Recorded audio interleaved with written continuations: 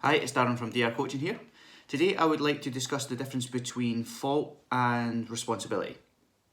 It's very easy in life to blame others or blame situations for things that have happened to us. And it's a very natural thing to do, and that is due to avoidance and taking responsibility. It's much easier to blame someone else or to blame a situation than to take responsibility or ownership for things that have happened to us. So what I'm not saying here is that everything in life is our fault and our responsibility. However, what I am saying is that regardless of whether something is our fault or not, we have an element of responsibility to take to be able to move on. I'll give you a couple of examples. So if you were hit by a car, and let's just say the car veered off the road and hit you, so there was no fault of your own, you didn't step out. It's not your fault that happened. However, it is your responsibility to take ownership of the situation to aid your recovery to get back to normal life.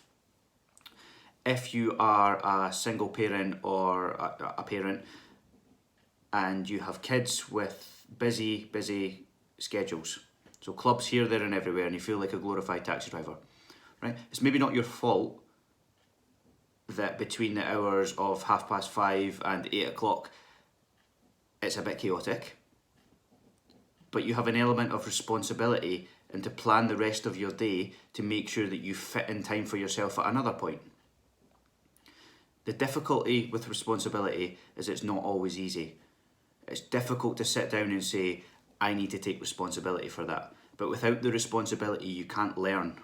If something happens in life and you just blame others or blame situations, there's no accountability, there's no responsibility, so you can't learn, you can't move on, and you continue to make the same mistakes over and over and over again. So I invite you to start to have a little think about your own life and start to think about situations where you may in the past have blamed others or are currently blaming situations for things that have happened to you, and see if you can take some responsibility for it. See if you can start putting little things in place to say, yep, okay, I understand, this is what I'm going to do.